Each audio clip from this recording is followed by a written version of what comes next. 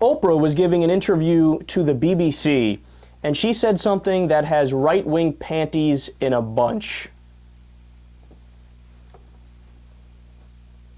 Do you think has faced, and some of the reporting he's received is because he's an African-American, and if he wasn't an African-American, if he was a white guy, those wouldn't have happened. He wouldn't have been treated in quite the same way. He wouldn't have to deal with quite the same confrontations.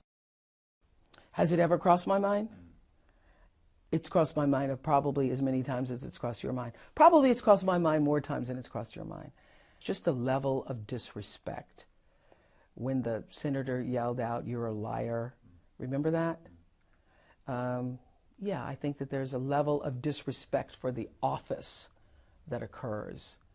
And that occurs in some cases and maybe even many cases because he's African American. I listened to that clip 3 times before I came on air. Because every time I listened, I said, that can't be it. Let me replay it, see if I missed something. And I just can't figure out for the life of me why this is viewed as controversial. And it's the right-wing bloggers, you know how they are. They're like an extra level of stupid where they're, you know, throwing unnecessary racial slurs and saying patently ridiculous things and acting like she's a devil woman for making this comment.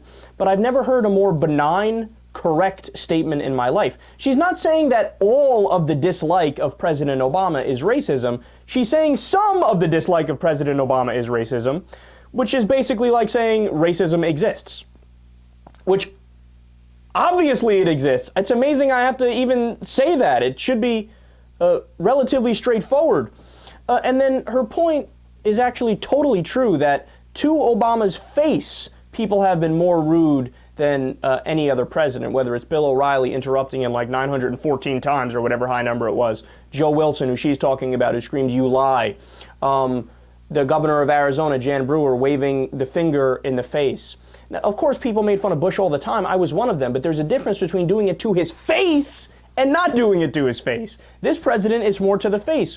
And then also to all the clowns who would say, well, we elected a black president, so racism doesn't exist. Get over it, man.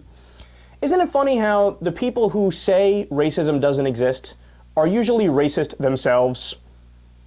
They're a walking contradiction. They prove themselves wrong. And it's gotten to the point where there's so many Republicans who act like the day the civil rights law was signed in the early 1960s, on that day, nobody could ever complain about racism ever again. Like overnight, it was poof, it's all gone. No, it's not all gone. It obviously still lingers in many places, and it's still strong in many places. And just to give you a couple examples real quick, black males make 74 cents to the white dollar. Okay, and when you look at women and black women and black men, and you average it out, depending on which study you look at, it's anywhere from 77 cents to 83 cents to the white person's dollar. Okay, that's a big issue. And then you get, which is, in my opinion, the 3 biggest studies on racism that stand out in my mind. One was the online shopping study, where you had a black hand holding an iPod and selling it, and then there's a separate page, a white hand holding an iPod and selling it. All the other information the same, the white hand gets almost all the hits. So all it is, just black hand versus white hand, everybody picks the white hand.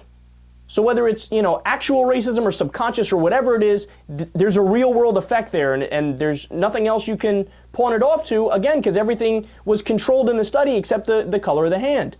And then there's the name on the resume study. This one blew my mind. If you have a traditionally African-American sounding name on a resume, and it could be a good resume, a whole bunch of great stuff on there, and a white name with all the same stuff, they always go for the white name. This happened specifically to a woman who was very, very well experienced. She had her thing up on Monster and all these other sites for months, no hits whatsoever. The second she put a traditionally white-sounding name, boom, she got a tremendous amount of hits right away.